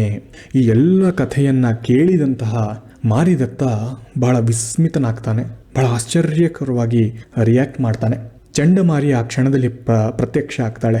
ಯಾರಿಗೆ ಬಲಿಯನ್ನು ಕೊಡಬೇಕು ಅಂತ ನಿಂತಿರ್ತಾನೆ ಮಾರಿದತ್ತ, ಆ ದೇವಿ ಪ್ರತ್ಯಕ್ಷ ಆಗ್ತಾಳೆ. ಇನ್ನು ಮುಂದೆ ನನಗೆ ಬಲಿ ಕೊಡುವುದು ಬೇಡ, ಸಾತ್ವಿಕವಾದಂತಹ ಪೂಜೆ ಸಾಕು, ಬಲಿ ಏನಾದರೂ ಒಮ್ಮೆ ಕೊಟ್ಟರೆ ನಾನು ಮುನಿಸ್ಕೊಂಡು ಬಿಡ್ತೀನಿ, ಇವತ್ತಿಗೆ ಬಲಿ ನಿಲ್ಲಿಸಬೇಕು ಅಂತ ಹೇಳಿ ಅವನಿಗೆ ಉಪದೇಶವನ್ನು ಮಾಡಿ, ಮಾರಿದತ್ತನಿಗೆ ಉಪದೇಶ ಮಾಡಿ ಮರೆಯಾಗ್ತಾಳೆ. ಮಾರಿದತ್ತ ಈ ಒಂದು ಅಂಶವನ್ನು ತಿಳ್ಕೊಂಡು, ನೀವು ಏನೂ ಮಾಡದೆ ಒಂದು ಸಂಕಲ್ಪ ಹಿಂಸೆ ಅಷ್ಟೇ, ಅದು ಮನಸ್ಸಿನಲ್ಲಿ ಅನ್ಕೊಂಡ್ರಿ, ಇನ್ನೇನೋ ಮಾಡಬೇಕು ಅಂತ ಅನ್ಕೊಂಡ್ರಿ, ನಿಮಗೆ ಇಷ್ಟೊಂದು ನರಕಯಾತನೆ ಆಗಿದೆ, ನಾನು ಇಷ್ಟೆಲ್ಲ ರೀತಿಯಲ್ಲಿ ಹಿಂಸೆ ಮಾಡ್ತಿದ್ದೇನೆ, ಬಲಿಯನ್ನು ಕೊಟ್ಟಿದ್ದೇನೆ, ರಕ್ತದೋಕುಳಿಯಲ್ಲಿ ನಾನು ನೆಂದಿದ್ದೇನೆ, ಇಂಥವನು ನಾನು, ನನಗಿನ್ನೆಷ್ಟು ದೊಡ್ಡ ಮಟ್ಟದ ನರಕಯಾತನೆ ಅನುಭವಿಸಬೇಕಾಗತ್ತೆ, ಬೇಡ, ಇವತ್ತಿಗೆ ನಾನು ಮನ ಪರಿವರ್ತನೆಯನ್ನು ಹೊಂದ್ತೇನೆ, ಇನ್ನು ಮುಂದೆ ನಾನು ಹಿಂಸೆಯ ಪರಿಕಲ್ಪನೆಯಿಂದ ಹೊರಗೆ ಬರ್ತೇನೆ, ಅಹಿಂಸೆಯ ತತ್ವವನ್ನು ನಾನು ಎತ್ತಿ ಹಿಡಿತೀನಿ ಅಂತ ಹೇಳಿ ದೀಕ್ಷೆಯನ್ನು ಕೈಗೊಳ್ತಾನೆ. ತಪಸ್ಸಿಗೆ ಹೊರಟು ಆತ ದೇವನಾಗ್ತಾನೆ. ಅಭಯರುಚಿ ಅಭಯಮತಿಗಳು ಕೂಡ ತಪಸ್ಸಿಗೆ ಹೊರಟು ನಿಲ್ತಾರೆ, ಅವರು ಕೂಡ ದೇವತೆಗಳಾಗ್ತಾರೆ. ಮತ್ತೊಂದು ಕಡೆ ಅಮೃತಮತಿ ತನ್ನ ಅತ್ತೆ ಮತ್ತು ಗಂಡನನ್ನೇನು ಸಾಯಿಸಿರ್ತಾಳೆ, ಆಕೆಗೂ ಕೂಡ ಶಾಪ ತಟ್ಟುತ್ತೆ. ಆಕೆ ಮೀನ್ಮೈಲ್ ಬದಗನನ್ನ ಅರಮನೆಗೆ ತಂದು ನಿಲ್ಲಿಸ್ಕೊಳ್ತಾಳೆ. ಈ ಬದಗ ಒಮ್ಮೆ ಅರಮನೆಯಲ್ಲಿದ್ದಾಗ ನವಿಲು ರೂಪದಲ್ಲಿದ್ದಂತಹ ಯಶೋಧರ ಬಂದು ಆತನ ಕಣ್ಣನ್ನು ಕುಕ್ಕುತ್ತಾನೆ. ಬದಗ ಕುರುಡನಾಗ್ತಾನೆ. ಆತನೂ ಕೂಡ ಶಾಪಗ್ರಸ್ತನಾಗಿ ಸಾಯ್ತಾನೆ. ಅಮೃತಮತಿಯು ಕೂಡ ಶಾಪಗ್ರಸ್ತಳಾಗಿ ಸಾಯ್ತಾಳೆ. ಅವಳು ಕೂಡ ಹಲವು ಜನ್ಮಾಂತರಗಳ ನಂತರ ಅತ್ತೆ ಗಂಡನನ್ನ ಕೊಂದ ಒಂದು ಪಾಪಕ್ಕೋಸ್ಕರ ಧೂಮಪ್ರಭೆ ಅನ್ನುವಂಥ ನರಕಕ್ಕೆ ಹೋಗ್ತಾಳೆ. ಈ ಗಂಡ ಮತ್ತು ಅತ್ತೆ ದೇವ ಮನುಷ್ಯರಾಗ್ತಾರೆ, ಈಕೆ ನರಕಕ್ಕೆ ಹೋಗ್ತಾಳೆ. ಇವಿಷ್ಟು ಯಶೋಧರ ಚರಿತೆಯ ಒಂದು ಕಥಾಸಾರ. ಈ 3 ಸ್ಲೈಡ್ನಲ್ಲಿ ನಾನು ಹೈಲೈಟ್ ಏನೇನು ಇರಬೇಕು ಅನ್ನೋದನ್ನ ನಾನು ಮೆನ್ಷನ್ ಮಾಡಿದ್ದೀನಿ. ಸೊ ಕಥೆಗೆ ಮತ್ತೆ ನೆನೆಸ್ಕೊಳ್ಬೇಕು ಅಂದರೆ 3 ಸ್ಲೈಡ್ ನಾವು ಒಮ್ಮೆ ನೋಡ್ಕೊಳ್ಳಿ. ಇವಿಷ್ಟು ಕಥೆ, ಯಶೋಧರ ಚರಿತೆಯ ಒಟ್ಟು ಕಥೆ. ಸೊ ಇಲ್ಲಿ ಅಬ್ಸರ್ವ್ ಮಾಡಿ ನೋಡಿ, ಧರ್ಮವನ್ನು ಎತ್ತಿ ಹಿಡಿಯೋದಕ್ಕೋಸ್ಕರ ಒಂದು ಲೌಕಿಕ ಅಂಶವನ್ನು ತರ್ತಿದ್ದಾನೆ, ಹಿಂಸೆ ಅಹಿಂಸೆಯ ಕಾನ್ಸೆಪ್ಟ್ಗಳನ್ನು ತರ್ತಿದ್ದಾನೆ, ಮತ್ತು ಅಲ್ಲಿ ಒಂದು ರೀತಿಯಲ್ಲಿ ತ್ರಿಕೋನ ಪ್ರೇಮಕತೆಯ ಒಂದು ಹಂದರವನ್ನು ತಂದು ನಿಲ್ಲಿಸುವಂಥದ್ದು. ಇವೆಲ್ಲ ಲೌಕಿಕ ಬದುಕಿನ ಅಂಶಗಳು. ಹಿಂದಿನ ಕಂತಿನಲ್ಲಿ ನಾನು ಜನ್ನನ ತಂತ್ರಗಳು ಅಂತ ಹೇಳಿದಾಗ ಹೇಳಿದ್ದೆ, ಮಾನವನ ದೌರ್ಬಲ್ಯಗಳನ್ನು ಸೂಕ್ಷ್ಮವಾಗಿ ಹೇಳುವಂಥದ್ದು, ತ್ರಿಕೋನ ಪ್ರೇಮಕತೆಯನ್ನ ಹೇಳುವಂಥದ್ದು ಅಂತ ಹೇಳಿದ್ದೆ. ಅಲ್ಲದೆ ಸಿಂಹಾವಲೋಕನ ಅಂದ್ರೆ ಫ್ಲಾಶ್ ಬ್ಯಾಕ್, ಹಿಂದಕ್ಕೆ ಹೋಗಿ ಹೇಳುವಂಥದ್ದು. ಆ ಎಲ್ಲ ಅಂಶಗಳನ್ನ ಈಗ ಅಬ್ಸರ್ವ್ ಮಾಡಿದ್ದೀರಾ ಅಂತ ನಾನು ಅನ್ಕೊಳ್ತೇನೆ. ಅಭಯ ರುಚಿ ಮಾರಿದತನಿಗೆ ಕತೆ ಹೇಳುವಂಥದ್ದು, ಇಟ್ಸ್ ಆಲ್ ಫ್ಲಾಶ್ ಬ್ಯಾಕ್, ಇವೆಲ್ಲ ಆಗಿತ್ತು ಅಂತ ಹೇಳುವಂಥದ್ದು ತ್ರಿಕೋನ ಪ್ರೇಮಕತೆ ಆಗಿದೆ. ಅಷ್ಟಾವಂಕ, ಅಮೃತಮತಿ ಮತ್ತು ಯಶೋಧರ ನಡುವೆ, ಮತ್ತು ಕೊನೆಗೆ ಮಾನವ ಸಹಜ ದೌರ್ಬಲ್ಯಗಳು, ಅವರವರದೇ ಆದಂಥ ದೌರ್ಬಲ್ಯಗಳು ಕೂಡ ಇಲ್ಲಿ ಸೂಕ್ಷ್ಮವಾಗಿ ಬರ್ತಿದೆ. ಮಾರಿದತನ ದೌರ್ಬಲ್ಯ ಕಾಣಿಸ್ತಿದೆ, ಯಶೋಧರನ ದೌರ್ಬಲ್ಯ ಇದೆ, ಅಮೃತಮತಿಯ ದೌರ್ಬಲ್ಯ ಇದೆ, ಚಂದ್ರಮತಿಯ ದೌರ್ಬಲ್ಯ, ಇವೆಲ್ಲವೂ ಕೂಡ ಕಾಣಿಸ್ತಾ ಇದೆ. ಹಿಂಸೆಯ ಪ್ರತಿರೂಪಗಳು ಕಾಣಿಸ್ತಾ ಇದೆ. ಅದು ಅಹಿಂಸೆಗೆ ತಂದು ನಿಲ್ಲಿಸುವಂಥದ್ದೇ ಜೈನ ಧರ್ಮದ ಅಲ್ಟಿಮೇಟ್ ಒಂದು ಉದ್ದೇಶ ಅಂತ ಹೇಳಿ ಕಥೆಯನ್ನು ಮುಗಿಸ್ತಾನೆ ಜನ್ನ. ಕಾವ್ಯಭಾಗವನ್ನು ನಾವು ಚರ್ಚೆ ಮಾಡೋದಕ್ಕಿಂತ ಮುಂಚೆ ಹಿಂದಿನ ವರ್ಷ ಒಂದು 4-5 ವರ್ಷದಲ್ಲಿ ಹೇಗೆ ಪ್ರಶ್ನೆಯನ್ನ ಕೇಳಿದ್ರು, ಯಶೋಧರ ಚರಿತೆ ಆಗಿರ್ಬೋದು, ಜನ್ನನ ಒಂದು ಹಿನ್ನೆಲೆಯಲ್ಲಿ ಅನ್ನೋದನ್ನ ನಾವು ಗಮನಿಸಿ ನೋಡೋಣ. 2014ರಲ್ಲಿ ಜನ್ನನ ಅಮೃತಮತಿ ಮತ್ತು ಚಂಡಶಾಸನನ ಪಾತ್ರಗಳ ಸಂಕೀರ್ಣತೆಯನ್ನ ವಿವರಿಸಿ ಅಂತ ಹೇಳಿ 15 ಅಂಕಗಳಿಗೆ ಕೊಡ್ತಾರೆ. ಇಲ್ಲಿ ಜನ್ನನ ಅಮೃತಮತಿ ಅಂದ್ರೆ ಯಶೋಧರ ಚರಿತೆ ಆಗಿರಬಹುದು, ಚಂಡಶಾಸನ ಪಾತ್ರ ಅದು ಅನಂತನಾಥ ಪುರಾಣದಲ್ಲಿ ಬರುವಂತಹ ಒಂದು ಪಾತ್ರ. ಆ ಎರಡೂ ಪಾತ್ರಗಳಲ್ಲಿ ಇರುವಂತಹ ಒಂದು ಕಾಂಪ್ಲಿಕೇಶನ್ ಏನಿದೆ, ಸಂಕೀರ್ಣತೆ ಏನಿದೆ, ಅದನ್ನ ಒಟ್ಟಿಗೆ ವಿವರಿಸಿ ಅದನ್ನ ವಿವೇಚಿಸಿ ಅಂತ ಹೇಳಿರುವಂತದ್ದು. ಸೊ ಎರಡೂ ಕೃತಿಗಳನ್ನ ಪಕ್ಕಕ್ಕಿಟ್ಟು ಎಲ್ಲಿ ಯಾವ ರೀತಿಯಾದಂತಹ ಒಂದು ವೆರೈಟಿಯನ್ನ ಜನ್ನ ಇಲ್ಲಿ ಕೊಡ್ತಿದ್ದಾನೆ ಅನ್ನೋದು ಗಮನಿಸಬೇಕಾಗಿರುವಂತದ್ದು. ಹಾಗೆ 2016ರಲ್ಲಿ ಜೀವದಯೆಯೇ ಜೈನ ಧರ್ಮದ ಸಾರ ಅನ್ನುವಂತ ಏನು ಉಕ್ತಿ ಇದೆ, ಅವರ ಧರ್ಮದ ಉಕ್ತಿ ಇದೆ, ಅದು ಜನ್ನನ ಯಶೋಧರ ಚರಿತೆಯಲ್ಲಿ ಸಾಕಾರಗೊಂಡಿರುವಂತಹ ಬಗೆಯನ್ನ ವಿಷದಪಡಿಸಿ ಇದು ಹೇಗೆ ಅದು ಹೊರಬರ್ತಿದೆ. ಜೀವದಯೇ ಜೈನ ಧರ್ಮದ ಸಾರ ಅನ್ನುವಂಥದ್ದು ಹೌದು, ಆ ಸಾರ ಇರಬಹುದು. ಅದನ್ನ ಜನ್ನ ತನ್ನ ಕಾವ್ಯದಲ್ಲಿ ಹೇಗೆ ಎಕ್ಸ್ಪ್ಲೇನ್ ಮಾಡಕ್ಕೆ ಹೊರಟಿದ್ದಾನೆ ಅನ್ನುವಂಥದ್ದು ಅಗೇನ್ 15 ಮಾರ್ಕ್ಸ್ಗೆ ಕೇಳಿದ್ದಾರೆ. 2017ರಲ್ಲಿ ಕನ್ನಡ ವಿಮರ್ಶೆಯ ಬೆಳಕಿನಲ್ಲಿ ಜನ್ನನ ಅಮೃತಮತಿಯ ಪಾತ್ರವನ್ನ ವಿವೇಚಿಸಿ. ವೆರಿ ಸ್ಟ್ರೈಟ್ ಫಾರ್ವರ್ಡ್ ಕ್ವಶನ್ ಇದು, ವಿಮರ್ಶೆಯ ಬೆಳಕಿನಲ್ಲಿ ಕೊಡಬೇಕಾಗಿರುವಂಥದ್ದು. ಹಾಗಾಗಿ ಹಲವು ವ್ಯಕ್ತಿಗಳ ನಂತರದಲ್ಲಿ ಬಂದಂತಹವರು ಅಂದ್ರೆ ಕುವೆಂಪು ಆಗಿರಬಹುದು, ಗಿರಡ್ಡಿ ಗೋವಿಂದರಾಜರಾಗಿರಬಹುದು, ಇವರೆಲ್ಲರೂ ಕೂಡ ಹಲವು ವಿಮರ್ಶೆಯನ್ನ ಮಾಡಿದ್ದಾರೆ. ಈ ವಿಮರ್ಶೆಯ ಹಿನ್ನೆಲೆಯಲ್ಲಿ ಅಮೃತಮತಿಯ ಪಾತ್ರವನ್ನ ನಾವು ಎಕ್ಸ್ಪ್ಲೇನ್ ಮಾಡ್ತಾ ಹೋಗ್ಬೇಕಾಗತ್ತೆ. ಇನ್ನು 2019ರಲ್ಲಿ ಯಶೋಧರ ಚರಿತೆಯಲ್ಲಿ ಚಿತ್ರಗೊಂಡಿರುವಂತಹ ಹಿಂಸೆ ವಿವಿಧ ರೂಪಗಳನ್ನ ನಾವು ವಿಶ್ಲೇಷಿಸಬೇಕು ಅಂತ ಹೇಳಿ ಕೇಳಿದ್ದಾನೆ 15 ಅಂಕಗಳಿಗೆ. ಸೊ ಒಟ್ಟಾರೆಯಾಗಿ ನೋಡಿ, ಜನ್ನನ ಕುರಿತಾಗಿ ಕೇವಲ ಒಂದು ಪ್ರಶ್ನೆ ಬರುತ್ತೆ ಮತ್ತು ಒಂದು ಪ್ರಶ್ನೆಯಲ್ಲಿ ವೆರಿ ಇಂಪಾರ್ಟೆಂಟ್ ಆಗಿ ಅವನು ಯಶೋಧರ ಚರಿತೆಯ ಸುತ್ತಲೇ ಅವನು ಪ್ರಶ್ನೆಯನ್ನ ಕೇಳ್ತಾ ಹೋಗಿದ್ದಾನೆ.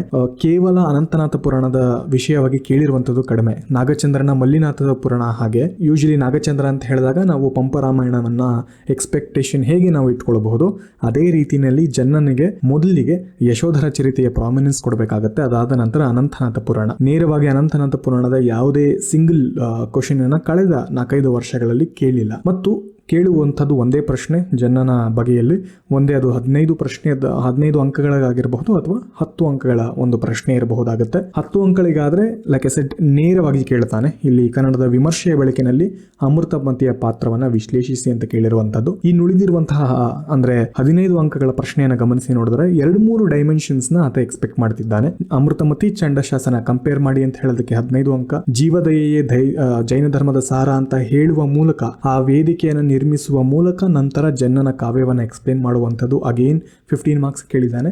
ಮತ್ತು ಕೊನೆಯಲ್ಲಿ ಹಲವು ರೀತಿಯ ಹಿಂಸೆಗಳು ವ್ಯಕ್ತವಾಗಿದೆ, ಆ ಎಲ್ಲ ಹಿಂಸೆಗಳ ಚಿತ್ರಣವನ್ನು ನಮಗೆ ಹೇಳಿ ಅಂತ ಹೇಳಿ 15 ಅಂಕಗಳಿಗೆ ಕೊಟ್ಟಿದ್ದಾನೆ. ಸೊ ಒಟ್ಟು ಪ್ರಶ್ನೆಗಳನ್ನು ನೀವು ಗಮನಿಸಿ ನೋಡಿದಾಗ ಎಲ್ಲಿ ಇಂಪಾರ್ಟೆನ್ಸ್ ಕೊಡಬೇಕಾಗತ್ತೆ ಅನ್ನೋದನ್ನ ನೀವು ಗಮನಿಸಬಹುದು. ಒಂದು ಧರ್ಮದ ಹಿನ್ನೆಲೆ, ಒಂದು ಮೌಲ್ಯ ದಟ್ ಈಸ್ ಹಿಂಸೆ ಅಹಿಂಸೆಯ ಒಂದು ತತ್ವ ಏನಿದೆ ಅದರ ಹಿನ್ನೆಲೆಯಲ್ಲಿ, ಮತ್ತು ಪಾತ್ರ ಅಮೃತಮತಿಯ ಕೇಂದ್ರ ಒಂದು ಪಾತ್ರದ ಸುತ್ತಣ ಹಣೆದಿರುವಂಥದ್ದು ಕಾವ್ಯ ಆಗಿರೋದ್ರಿಂದ ಅದರ ಒಂದು ಅಂಶವನ್ನು ಬೆಳಕಿಗೆ ತನ್ನಿ ಅಂತ ಹೇಳೋದು ಒಂದು ವಾಡಿಕೆಯ ಪ್ರಶ್ನೆ ಬಂದಿದೆ. ಇದೇ ಒಂದು ಮನಸ್ಸಿನಲ್ಲಿ ಇಟ್ಕೊಂಡು ನಿಮ್ಮ ಕಾವ್ಯದ ಭಾಗಕ್ಕೆ ನಾವು ಎಂಟರ್ ಆಗ್ತಾ ಹೋಗಬೇಕಾಗತ್ತೆ. ನಾಗಚಂದ್ರ ಪಂಪ ಇವರನ್ನ ನಾವು ಚರ್ಚೆ ಮಾಡಬೇಕಾದ್ರೂ ಕೂಡ ಗಮನಿಸಿದ್ವಿ, ಪ್ರಾರಂಭದಲ್ಲಿ ಅವರು ದೇವಾನುದೇವತೆಗಳಿಗೆ, ರಾಜರುಗಳಿಗೆ, ಇವರೆಲ್ಲರುಗಳಿಗೆ ನಮಿಸುತ್ತಾ ತಮ್ಮ ಒಂದು ಕೃತಿಯನ್ನ ಪ್ರಾರಂಭಿಸ್ತಾರೆ. ಜನ್ನನು ಕೂಡ ಇದೇ ಮೂಲಕವಾಗಿ ತನ್ನ ಕೃತಿಯನ್ನ ಪ್ರಾರಂಭಿಸ್ತಾನೆ.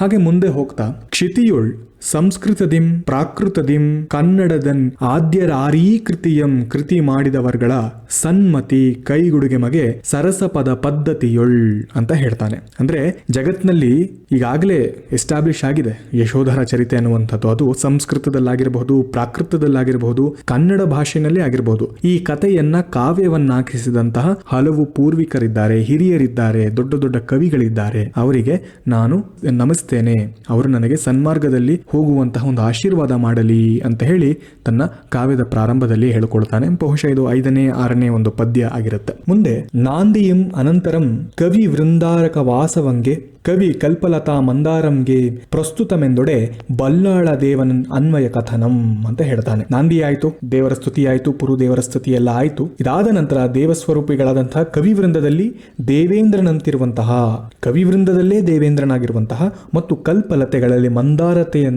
ಹೊಂದಿರುವಂತಹ ಬಲ್ಲಾಳ ದೇವ ಅಂದ್ರೆ ಜನ್ನನಿಗೆ ಆಶ್ರಯವಿತ್ತವನು. 2ನೇ ಬಲ್ಲಾಳ, ಹೊಯ್ಸಳನ 2ನೇ ಬಲ್ಲಾಳನ ನೆನೆಸ್ಕೊಳ್ತಿದ್ದಾನೆ. ಅವನ ವಂಶದ ವರ್ಣನೆಯನ್ನ ಕೂಡ ನಾನು ಮಾಡಬೇಕಾಗತ್ತೆ ಅಂತ ಹೇಳ್ತಾನೆ. ಸೊ ಈ ಡೀಟೇಲ್ಸ್ ಅವನು ಕೊಡ್ತಾನೆ. ಅವನಿಗೆ ಆಶ್ರಯವಿತ್ತಂತ ಬಲ್ಲಾಳರ ಒಂದು ವಂಶಾವಳಿಯನ್ನ ನಾನು ಹೇಳಲಿಕ್ಕೆ ಬಯಸ್ತೀನಿ ಅಂತ. ಎಲ್ಲ ಗುರುಗಳಿಗೆ, ದೇವಾನುದೇವತೆಗಳಿಗೆಲ್ಲ ಈಗಾಗಲೇ ನಮಸ್ಕರಿಸಿದ್ದಾನೆ. ಈಗ ತನ್ನ ಆಶ್ರಯದಾತನಿಗೆ ನಮಸ್ಕರಿಸಿ ಅವರ ಒಂದು ವಂಶದ ಒಂದು ವರ್ಣನೆಯನ್ನ ಮಾಡ್ತಾ ಹೋಗ್ತಾನೆ ಈಗ ಜನ್ನ. ಹೀಗೆ ಇನ್ನೊಂದಷ್ಟು ಬಿಲ್ಡಪ್ ಕೊಡಬೇಕಾಗತ್ತೆ ಆ ರಾಜನಿಗೆ. ಭಾವಕನ್ ಅತಿರಸಿಕಂ ಸಂಭಾವಿತನ್ನಭ್ಯಸ್ತ ಶಾಸ್ತ್ರನ್ ಅನ್ಮನಿತನ್ ಎನಿಪ ದೇವನ್ಗೆ ವಿಷಯಮಲ್ಲದೆ ದೇವಾಂಪ್ರಿಯರ್ಗೆ ವಿಷಯವೇ ಸತ್ಕಾವ್ಯಂ ಅಂತ ಹೇಳ್ತಾನೆ. ಭಾವಕನು, ಮಹಾರಸಿಕನು, ಸಂಭಾವಿತನು, ಶಾಸ್ತ್ರಗಳನ್ನ ಅಭ್ಯಯಿಸಿದವನು, ವಿದ್ವಾಂಸಾತ, ಆ ದೇವನಿಗಲ್ಲದೆ ಸತ್ಕಾವ್ಯವು ದಡ್ಡನಿಗೆ ವಿಷಯವೇ ಅಂತ ಹೇಳಿ ರಾಜರ ಬಗ್ಗೆ ಒಂದಷ್ಟು ಹೊಗಳಿಕೆಯ ಮಾತನ್ನ ಹೇಳ್ತಿದ್ದಾನೆ. ಭಾವಕ, ಮಹಾರಸಿಕ, ಸಂಭಾವಿತ ಇತ್ಯಾದಿ ಅಂತ ಹೇಳುವಂಥದ್ದು. ಇದನ್ನ ಮತ್ತೆ ಸಹೃದಯ ಅನ್ನುವಂತಹ ಕಾನ್ಸೆಪ್ಟ್ ನಲ್ಲಿ ನೀವು ಯೂಸ್ ಮಾಡಬಹುದು. ಯಾರಿಗೆ ಕಾವ್ಯವನ್ನ ಬರೀತಾ ಇದ್ದೀನಿ ಅಂತ ಹೇಳಿದಾಗ ಸಹೃದಯರಿಗೆ ಇರಬೇಕಾದಂತ ಒಂದಷ್ಟು ಕ್ವಾಲಿಟೀಸ್, ಅಂದ್ರೆ ಓದುಗನಿಗೆ ಇರಬೇಕಾದಂತ ಒಂದಷ್ಟು ಕ್ವಾಲಿಟೀಸ್ ಇವೆಲ್ಲವೂ. ಆತ ಭಾವಕನಾಗಿರ್ಬೇಕು, ಮಹಾರಸಿಕನಾಗಿರ್ಬೇಕು, ಶಾಸ್ತ್ರಗಳನ್ನು ಸ್ವಲ್ಪ ಮಟ್ಟಿಗೆ ಬಲ್ಲವನಾಗಿರ್ಬೇಕು. ಸುಮ್ನೆ ತೀರಾ ಸಪ್ಪೆಯಾಗಿ ಕವಿಯ ಒಂದು ಕಾವ್ಯವನ್ನ ಕೇಳೋದಕ್ಕೆ ಬಂದಾಗ ಸಹೃದಯನ ಒಂದು ಅಂಶವೂ ಕೂಡ ಅಲ್ಲಿ ಕಡಿಮೆ ಆಗುತ್ತೆ. ಕಾವ್ಯವನ್ನ ಬರೆದಿರುವಂತಹ ಉದ್ದೇಶವೇ ಈಡೇರೋದಿಲ್ಲ ಅನ್ನುವಂತಹ ಒಂದು ಅಂಶವನ್ನ ಕೂಡ ಜನ್ನ ಇಲ್ಲಿ ಇಂಡೈರೆಕ್ಟ್ ಆಗಿ ಹೇಳ್ತಿದ್ದಾನೆ. ಇದೇ ಒಂದು ಅಂಶವನ್ನ ನೀವು ಸಹೃದಯ ಏನ್ ಬರುತ್ತೆ ವಿಮರ್ಶೆ ಮೀಮಾಂಸೆಯಲ್ಲಿ ಅಲ್ಲಿ ನೀವು ಬಳಸ್ಕೊಳ್ಬಹುದಾಗತ್ತೆ. ಮುಂದೆ ಕೇಳಲೊಡಂ ಶಬ್ದಾರ್ಥ ಗುಣಾಳಂಕೃತಿ ರೀತಿ ಭಾವ ರಸವೃತ್ತಿಗಳ ಮೇಳವಿಸಲ್ ಅಂತ ಮುಂದುವರಿಸ್ತಾನೆ. ಸಾಹಿತ್ಯ ಅನ್ನುವಂತಹ ಕಮಲ ಏನಿದೆ ಅದರಲ್ಲಿ ವಿಹರಿಸುವಂತಹ, ಅಂದ್ರೆ ಸಾಹಿತ್ಯ ಅನ್ನುವಂತಹ ಕಮಲದಿಂದ ಹಸನ್ಮುಖಿಯಾಗಿರುವಂತಹ ಹಂಸವಾದ ಆ ಬಳ್ಳಾಳನು ಅಂದ್ರೆ ರಾಜನು ಶಬ್ದ, ಅರ್ಥ, ಗುಣ, ಅಲಂಕಾರ, ರೀತಿ, ಭಾವ, ರಸ ಇವೆಲ್ಲದರಿಂದ ಕೂಡಿ ಸಮನ್ವಯಗೊಳಿಸಿಕೊಂಡಿದ್ದಾನೆ. ಅವನು ಅರ್ಥ ಮಾಡಿಕೊಳ್ಳಬಹುದು. ಸಹೃದಯರಲ್ಲಿ ದೊಡ್ಡ ಶ್ರೇಷ್ಠ ವ್ಯಕ್ತಿ ಆತ. ರೀತಿ, ಭಾವ, ರಸ, ವೃತ್ತಿ ಇವೆಲ್ಲವೂ ಕೂಡ ಅವನಲ್ಲಿ ಸಮನ್ವಯಗೊಂಡಿದೆ ಅಂತ ಮತ್ತೆ ಬಿಲ್ಡಪ್ ಕೊಡ್ತಾ ಇದ್ದಾನೆ. ಸೊ ಒಟ್ಟು ನೀವು ಅಂಶವನ್ನು ಗುರುತಿಸಿ ನೋಡೋದಾದ್ರೆ ತನ್ನ ಆಶ್ರಯದಾತನ ಬಗ್ಗೆ ಸ್ವಲ್ಪ ಮಟ್ಟಿಗೆ ಅವನು ಬಿಲ್ಡಪ್ ಕೊಡ್ತಾ ಹೋಗುವಂತದ್ನ ನಾವು ಇಲ್ಲಿ ಗಮನಿಸ್ತೀವಿ. ಅಗೇನ್ ಈ 2 ಪ್ಯಾರಾಗಳನ್ನ, 2 ಅಂಶಗಳನ್ನ ನೀವು ಸಹೃದಯ ಅನ್ನುವಂತಹ ಕಾನ್ಸೆಪ್ಟ್ಗೆ ಬಳಸ್ಕೊಳ್ಳಬಹುದು. ಈಗ ನೇರವಾಗಿ ಆ ಹೊಯ್ಸಳರ ವಂಶಾವಳಿ ಅಂದರೆ ಬಲ್ಲಾಳ ದೇವನ ವಂಶಾವಳಿಯನ್ನು ಹೇಳ್ತಾ ಹೋಗಬೇಕಾಗತ್ತೆ. ಸೊ ಇಟ್ ಬಿಗಿನ್ಸ್ ವಿತ್ ಹೊಯ್ಸಳರ ಪ್ರಾರಂಭ ಹೇಗಾಯಿತು ಅನ್ನೋದನ್ನ ಕೂಡ ಜನ್ನ ಇಲ್ಲಿ ಹೇಳ್ತಾನೆ. ಸ್ಥಳನೆಂಬ ಯಾದವಂ ಹೊಯ್ಸಳನಾದಂ ಶಶಕಪುರದ ವಾಸಂತಿಕೆಯುಳ್. ಈ ಶಶಕಪುರ ಅನ್ನುವಂತಹ ಒಂದು ದೇವಾಲಯ ಏನಿದೆ, ಅಲ್ಲೊಂದು ದೇವಾಲಯ ಇರುತ್ತೆ. ವಾಸಂತಿಕೆ ಅಂದ್ರೆ ಒಂದು ದೇವಾಲಯ. ಅಲ್ಲಿ ದೇವಾಲಯ ಏನಿರುತ್ತೆ, ಅಲ್ಲಿ ಸ್ಥಳ ಅನ್ನುವಂತಹ ಯಾದವ ಹೊಯ್ಸಳನಾಗ್ತಾನೆ. ಅದು ಹೇಗೆ ಅಂತ ಹೇಳಿದ್ರೆ, ಮೂಳಿದು ಪುಲಿ ಪಾಯುವುದುಂ ಹೊಯ್ಸಳ ಎಂದೊಡೆ ಗುರುಗಳಿತ್ತು ಕುಂಚದ ಸೆಳೆಯಂ. ಅಂದ್ರೆ ಈ ಹುಲಿ ಕೋಪದಿಂದ ಮೇಲ್ಬೀಳುತ್ತಂತೆ. ಗುರುಗಳು ಕುಂಚದ ಬೆತ್ತವನ್ನ ಕೊಟ್ಟು ಹೊಯ್ ಸಳ ಅಂತ ಹೇಳಿ ಹೇಳ್ತಾರಂತೆ. ಆಗ ಸಳನನ್ನುವಂಥ ಯಾದವ ಹೊಯ್ಸಳನಾಗ್ತಾನೆ ಅನ್ನುವಂಥದ್ದು. ಶಶಕಪುರದ ದೇವಾಲಯದಲ್ಲಿ ಇದ್ದಂತಹ ಒಂದು ಹುಲಿಗೆ ಗುರುಗಳು ತಮ್ಮ ಕುಂಚದ ಬೆತ್ತವನ್ನ ಕೊಟ್ಟು ಹೊಯ್ ಸಳ ಅಂತ ಹೇಳುವಂತ ಒಂದು ಪ್ರಕ್ರಿಯೆಯಲ್ಲಿ ಸಳ ಹೊಯ್ಸಳನಾಗುವಂಥದ್ದು ಅಂತ ಅಲ್ಲಿಂದ ಪ್ರಾರಂಭ ಆಗುತ್ತೆ. ಹೊಯ್ಸಳ ರಾಜಮನೆತನ ಅಲ್ಲಿಂದ ಪ್ರಾರಂಭ ಆಗುತ್ತೆ ಅಂತ ಹೇಳಿ ಜನ್ನ ಹಾಡ್ತಿದ್ದಾನೆ. ಇದಾದ ನಂತರ ವಿನಯಾದಿತ್ಯನ ಬಗ್ಗೆ ಹೇಳುವಂಥದ್ದು, ಬಿಟ್ಟಿ ದೇವನ ಬಗ್ಗೆ ಹೇಳುವಂಥದ್ದು, ಹೇಗೆ ಆರ್ಡರಲ್ಲಿ ತಲಾಂತರದಿಂದ ರಾಜಮನೆತನ ಬೆಳ್ಕೊಂಡು ಬಂದು ಬಲ್ಲಳನ ದೇವನವರೆಗೂ ಬಂದಿದೆ ಅಂತ ಹೇಳಿ ಅವರ ತಾತ ಮುತ್ತಾತ ಇವ್ರ ಬಗ್ಗೆ ಕೂಡ ವಂಶಾವಳಿಯನ್ನು ವರ್ಣನೆ ಮಾಡ್ತಾ ಹೋಗ್ತಾನೆ. ಹೀಗೆ ಇವೆಲ್ಲ ವರ್ಣನೆಯನ್ನ ಮಾಡಿದ ನಂತರ ಈಗ ತನ್ನ ಬಗ್ಗೆ ಹೇಳ್ಕೊಳ್ಬೇಕಲ್ಲ. ಇವರ ವಂಶಾವಳಿಯನ್ನೆಲ್ಲ ಎಕ್ಸ್ಪ್ಲೇನ್ ಮಾಡಿದ ಹಲವು ಪದ್ಯಗಳಲ್ಲಿ. ಅದಾದ ನಂತರ ತನ್ನ ಬಗ್ಗೆ ಹೇಳ್ಕೊಳ್ಬೇಕಾಗತ್ತೆ. ಕನ್ನರನಾದರದಿಂ ಕುಡೆ ಪೊನ್ನಂ ಮನಮೊಸೆದು ತೈಲಪಂ ಕುಡೆ ರನ್ನಂ ಮನ್ನಿಸಿ ಬಲ್ಲಾಳಂ ಕುಡೆ ಜನ್ನಂ ಕವಿಚಕ್ರವರ್ತಿ ವೆಸರಂ ಪಡೆದದಂ. ಕನ್ನಡನ ಆಧಾರದಿಂದ ಕೊಡಲಾದ್ರೆ ಅದು ಪೊನ್ನನಿಗೆ, ತೈಲಪ ಮನಮೆಚ್ಚಿ ಕೊಟ್ರೆ ಅದು ರನ್ನನಿಗೆ, ಮತ್ತು ಬಲ್ಲಾಳ ಮನ್ನನಿಗೆ ಪಾತ್ರರಾದ್ರೆ ಅದು ಜನ್ನನಿಗೆ. ಇವರು 3 ಜನ ಚಕ್ರವರ್ತಿಗಳು ತಮ್ಮ ಕವಿಗಳಿಗೆ ಕವಿ ಚಕ್ರವರ್ತಿ ಎನ್ನುವಂತಹ ಬಿರುದನ್ನು ಕೊಡ್ತಾ ಹೋಗಿದ್ದಾರೆ. ನಾನು ಕವಿ ಚಕ್ರವರ್ತಿಗಳಲ್ಲಿ ಒಬ್ಬ. ಮೊದಲನೆಯವನು ಪೊನ್ನ, ಎರಡನೆಯವನು ರನ್ನ, ಮೂರನೆಯವನು ನಾನು ಜನ್ನ ಅಂತ ಹೇಳಿ ಜನ್ನ ತನ್ನ ಬಗ್ಗೆ ತಾನು ಕವಿ ಚಕ್ರವರ್ತಿ ಅಂತ ಹೇಳ್ಕೊಳ್ಳುವಂತ ಒಂದು ಅಂಶಕ್ಕೋಸ್ಕರ ಇಲ್ಲಿ ಅವರವರ ರಾಜರುಗಳು ಬಗ್ಗೆ ಹೇಳ್ತಾ ಹೋಗ್ತಾನೆ. ಇವರ ರಾಜ ಚಕ್ರವರ್ತಿಗಳು, ಅವರ ಕೆಳಗಿದ್ದಂತಹ ನಾವು ಕವಿಗಳು ಕವಿ ಚಕ್ರವರ್ತಿಗಳು, ನಾವು ಕೂಡ ಶ್ರೇಷ್ಠರೇ, ಕವಿ ಶ್ರೇಷ್ಠರು ಅಂತ ಹೇಳಿ ಇಂಡೈರೆಕ್ಟ್ ಆಗಿ ಹೇಳ್ಕೊಳ್ತಿದ್ದಾನೆ. ಹೀಗೆ ಮತ್ತೆ ಇನ್ನೊಂದೆರಡು ಪ್ಯಾರಾಗಳಲ್ಲಿ ತನ್ನ ಬಗ್ಗೆ ಹೇಳ್ಕೊಳ್ತಿದ್ದಾನೆ. ಇದಾದ ನಂತರ ನೇರವಾಗಿ ಅವನ ಕಾವ್ಯದ ಬಗ್ಗೆ ಹೇಳ್ಕೊಳ್ಬೇಕು. ಇವಿಷ್ಟು ಪ್ರಾರಂಭದ ಹಂತದಲ್ಲಿ ಆಗುತ್ತೆ ಅನ್ನೋದನ್ನ ಮತ್ತೆ ನೆನಪಲ್ಲಿ ಇಟ್ಕೊಳ್ಳಿ. ದೇವಾನುದೇವತೆಗಳು, ತಮ್ಮ ಗುರುಗಳು, ನಂತರ ತಮ್ಮ ತಂದೆ ತಾಯಿ ಇರಬಹುದು, ಅದಾದ ನಂತರ ತಮ್ಮ ರಾಜ್ಯರಾಗಿರಬಹುದು, ತಮ್ಮ ಬಗ್ಗೆ ಆಗಿರಬಹುದು, ಮತ್ತು ಕೊನೆಯಲ್ಲಿ ತಮ್ಮ ಕಾವ್ಯದ ಬಗ್ಗೆ ಮತ್ತು ಕಾವ್ಯದ ಉದ್ದೇಶದ ಬಗ್ಗೆ ಹೇಳ್ತಾ ಹೋಗ್ತಾರೆ. ಈಗ ಕಾವ್ಯದ ಉದ್ದೇಶವನ್ನ ಅಥವಾ ಕಾವ್ಯ ಏನಕ್ಕೆ ಬರಿತಾ ಇದ್ದೀನಿ ಅಂತ ಹೇಳಿ ಕಾವ್ಯದ ಹಿನ್ನೆಲೆಗೆ ಒಂದಷ್ಟು ಮಾತುಗಳನ್ನ ಹೇಳ್ತಾನೆ. ಇತಿಹಾಸವೆಂಬ ವಿಮಳಾಮೃತ ವಾರ್ಧಿಯೊಳಗೆ ಕಲ್ಪಕುಜದಂತೆ ರಸಾನ್ವಿತ ಮದಿ ಕೃತಿ ಬುಧಸತಿ ಕಕ್ಷಯ ಸುಖಮನ್ ಈವುದೊಂದು ಅಚ್ಚರಿಯೇ. ಇತಿಹಾಸವೆಂಬ ವಿಮಳಾಮೃತ ವಾರ್ಧಿಯೊಳಗೆ ಕಲ್ಪಕುಚದಂತೆ, ಇತಿಹಾಸವನ್ನುವಂತಹ ಒಂದು ಶುದ್ಧವಾದ ಅಮೃತ ಸಾಗರದಲ್ಲಿ ಹುಟ್ಟಿರುವಂತಹ ಕಲ್ಪವೃಕ್ಷದಂತೆ ಈ ಕೃತಿ ರಸಾತ್ಮಕವಾಗಿದೆ. ವಿದ್ವಾಂಸರ ಸಮೂಹಕ್ಕೆ ಇದು ಆಶ್ಚರ್ಯ ಉಂಟು ಮಾಡುವಂತಹದ್ದೇ ಇದು. ಇದಕ್ಕೆ ಮೋಕ್ಷ ಸುಖವನ್ನ ಕೊಡುವಂತಹದ್ದೇ ಇದು. ಅಚ್ಚರಿ ಉಂಟೆ, ಇದರಲ್ಲಿ ಏನಾದ್ರೂ ಎರಡನೇ ಮಾತಿದೆಯೇ? ಇಲ್ಲ. ಇದರ ಉದ್ದೇಶ ಈಡೇರೋಕೆ ಅಂತಾನೆ ನಾನು ಮಾಡಿರುವಂತದ್ದು. ಅಮೃತ ಸಾಗರದಲ್ಲಿ ಹುಟ್ಟಿರುವಂತಹ ಇದು ಕಲ್ಪವೃಕ್ಷದಂತೆ ಅಷ್ಟು ಅಪೂರ್ವವಾದದ್ದು ಅಂತ ಹೇಳಿ ತನ್ನ ಕಾವ್ಯದ ಒಂದು ಪ್ರಾರಂಭವನ್ನ ಹೀಗೆ ಹೇಳ್ತಾನೆ. ಅಲ್ಲಿಂದ ಸಾಕ್ತಾ ನೇರವಾಗಿ ತನ್ನ ಕಾವ್ಯವನ್ನ ಪ್ರಾರಂಭಿಸ್ತಾನೆ. ಅಲ್ಲಿ ಒಂದಷ್ಟು ವೈಭವದ ಒಂದಷ್ಟು ವಾತಾವರಣ ಸೃಷ್ಟಿ ಮಾಡಬೇಕಾಗುತ್ತೆ. ಅದಕ್ಕೋಸ್ಕರ ಅಗೈನ್ ಒಂದಷ್ಟು ಬಿಲ್ಡಪ್ ಕೊಡ್ತಾನೆ. ಒಂದು ವಾತಾವರಣ ಸುತ್ತ ತಾನು ಕಾವ್ಯವನ್ನ ಹೇಳ್ತಿದ್ದಾನಲ್ಲ, ಅಲ್ಲಿನ ಒಂದು ಪ್ರಕೃತಿ ಹೇಗಿದೆ ಅಂತ ಹೇಳುವಂತಹ ಸಂದರ್ಭಕ್ಕೆ ಕಾಲಿಡ್ತಾನೆ. ಪಗಲ ನೀರುಳ್ ನಿಜ ರುಚಿಯುಂ ಮಿಗಿಸುವ ಜಿನ ಭವನದ ಋಣಮಣಿ ಕಲಶಂಗಳ್ ನಗುವು ಕೇತುಗಳಿಂ ಕೇತಂಗಳೊಳ್ ಕಳೆಗೊಂಡು ನಿಂದು ರವಿಮಂಡಲಮಂ ಅಂತ ಹೇಳಿ ಬಹಳ ವರ್ಣನಾ ಪ್ರಧಾನವಾಗಿ ಹೇಳ್ತಾ ಹೋಗ್ತಾನೆ. ഇരുಳಿನಲ್ಲಿ ತಮ್ಮ ಕಾಂತಿಯಿಂದ ಹಗಲನ್ನ ಮೀರಿಸುವಷ್ಟು, ನೋಡಿ ഇരുಳು ಕತ್ತಲುಮಯ, ಈ ಕತ್ತಲು ಹೊದ್ದಿರುವಂತಹ ഇരുಳೇ ಹಗಲನ್ನು ಬೆರಗುಗೊಳಿಸುವ ರೀತಿಯಲ್ಲಿ ಅಷ್ಟು ರಿಚ್ ಆಗಿತ್ತಂತೆ ಆ ಒಂದು ಸುತ್ತಲಿನ ವಾತಾವರಣ. ಜಿನ ಭವನದ ಕೆಂಪು ಮಣಿ ಕಲಶಗಳೇನಿದವು ತಮ್ಮ ಬಾವುಟಗಳಿಂದ, ತಮ್ಮ ಚಿನ್ನದ ಕಲಶಗಳಿಂದ ಹಗಲನ್ನು ಬೆರಗುಗೊಳಿಸುವಷ್ಟು ರಾರಾಜಿಸಿದ್ದಂತಹ ಒಂದು ಪ್ರದೇಶವನ್ನ ಆತ ವರ್ಣಿಸ್ತಾ ಹೋಗ್ತಾನೆ. ಪಗಲ ನೀರುಳ್ ನಿಜ ರುಚಿಯುಂ ಮಿಗಿಸುವಂತೆ ಜಿನ ಭವನದ ಋಣಮಣಿ, ಆ ಕಲಶ ಏನಿಟ್ಟಿರ್ತಾರೆ ಚಿನ್ನದ್ದು, ಅದು ಹಗಲನ್ನು ಕೂಡ ನಾಚಿಸುವಂತಹ ರೀತಿಯಲ್ಲಿ ಇತ್ತು ಅಂತ ಹೇಳಿ ತನ್ನ ಕಾವ್ಯವನ್ನ ಪ್ರಾರಂಭ ಮಾಡ್ತಾನೆ.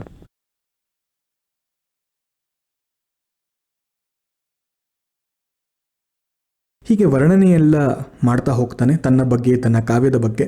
ಇದಾದ ನಂತರ ವಸಂತ ಋತು ಬರುತ್ತೆ. ವಸಂತ ಋತುವಿನ ಸಂದರ್ಭವನ್ನು ಕೂಡ ಮತ್ತು ಮಾರಿದತ್ತನ ಜಾತ್ರೆಯ ಸಂದರ್ಭವನ್ನು ಕೂಡ ಬಹುಶಃ ತನ್ನ ಕಂಟೆಂಪ್ರರಿ ಲೈಫ್ ಸ್ಟೈಲ್ ಏನಿತ್ತು, ಅಲ್ಲಿನ ಜಾತ್ರೆಯ ಆಚರಣೆಗಳಾಗಿರಬಹುದು, ಅಲ್ಲಿ ನಡೀತಿದ್ದಂತಹ ಕೆಲವೊಂದಿಷ್ಟು ಅಂಶಗಳನ್ನು ತಗೊಂಡು ಈ ಕಾವ್ಯದ ಒಂದಷ್ಟು ವರ್ಣನೆಯನ್ನು ಮಾಡ್ತಾ ಹೋಗಿದ್ದಾನೆ. ಇಲ್ಲಿಗೆ ಒಂದು ಪ್ರಾರಂಭದ ಒಂದು ವೇದಿಕೆಯನ್ನು ಸೃಷ್ಟಿಸಿಕೊಡ್ತಾನೆ ಜನ್ನ. ಅಂದರೆ ಎಲ್ಲರಿಗೂ ಸ್ತುತಿಯನ್ನು ಹೇಳುವಂಥದ್ದು, ಕಾವ್ಯದ ಉದ್ದೇಶಗಳನ್ನು ಇತ್ಯಾದಿ ಅಂತ ಹೇಳಿ ಒಂದು ಪ್ರಾರಂಭದ ಹಂತಕ್ಕೆ ತಂದು ವರ್ಣನೆಯನ್ನು ಮಾಡಿ, ಅಂದರೆ ಜಾತ್ರೆಯ ಒಟ್ಟು ಸನ್ನಿವೇಶಗಳನ್ನು ಸೃಷ್ಟಿಸಿ ಅಲ್ಲಿನ ಭೀಕರತೆಯನ್ನು ಸೃಷ್ಟಿಸಿ ತಂದು ನಮಗೆ ವೇದಿಕೆಯನ್ನು ಕಲ್ಪಿಸಿಕೊಡ್ತಾನೆ. ಇಲ್ಲಿಗೆ ನಾವು ಈ ಒಂದು ಭಾಗವನ್ನು ಮುಗಿಸ್ಕೊಳ್ಳೋಣ, ಆ ವೇದಿಕೆಯನ್ನು ನಿರ್ಮಿಸುವುದರ ಮೂಲಕ. ಮುಂದಿನ ಭಾಗದಲ್ಲಿ ನಾವು ನೇರವಾಗಿ ಯಶೋಧರ, ಅಮೃತಮತಿ, ಅಷ್ಟಾವಂಕರ ಒಂದು ಚಿತ್ರಣವನ್ನು ನೋಡೋಣ ಮತ್ತು ಅದರ ಜೊತೆಗೆ ಕಾವ್ಯದ ಇನ್ನಿತರ ಪ್ರಮುಖ ಭಾಗಗಳನ್ನು ಕವರ್ ಮಾಡ್ತಾ ಹೋಗೋಣ. ಮುಂದಿನ ಭಾಗವನ್ನು ನಾವು ನೇರವಾಗಿ ಇದೇ ರೀತಿಯಲ್ಲಿ ಕಾವ್ಯದ ಪ್ರಮುಖ ಪದ್ಯಗಳನ್ನು ನಾವು ಅಬ್ಸರ್ವ್ ಮಾಡ್ತಾ ಹೋಗೋಣ. ಅದು ಯಶೋಧರ, ಅಮೃತಮತಿ, ಅಷ್ಟಾವಂಕರ ಪ್ರಕರಣ ಆಗಿರಬಹುದು, ಸಂಕಲ್ಪ ಹಿಂಸೆ ಆಗಿರಬಹುದು, ಅದಾದ ನಂತರ ಮಾರಿದತ್ತ ಹೇಗೆ ಪರಿವರ್ತನೆಗೊಳ್ತಾನೆ ಅನ್ನುವಂಥದ್ದು. ಇವಿಷ್ಟು ಅಂಶಗಳು ನಂತರದ ಸಂದರ್ಭದಲ್ಲಿ ಬರುವಂಥದ್ದು ಮತ್ತು ಹಿಂದೆ ಅಬ್ಸರ್ವ್ ಮಾಡಿ ನೋಡಿದಿರಾ ಕ್ವಶನ್ಸ್ಗಳು ಬರುವಂಥದ್ದು ಅಮೃತಮತಿಯ ಸುತ್ತಲಿನಲ್ಲಿ ಇರುವಂಥದ್ದು. 1-2-3 ಪದ್ಯಗಳು ಅಲ್ಲಿ ಬಹಳ ಮುಖ್ಯ ಆಗ್ತಾ ಹೋಗುತ್ತೆ. ಅದನ್ನು ನಾವು ಮುಂದಿನ ಭಾಗದಲ್ಲಿ ಚರ್ಚೆಯನ್ನು ಮಾಡ್ತಾ ಹೋಗೋಣ. ನಮಸ್ಕಾರ.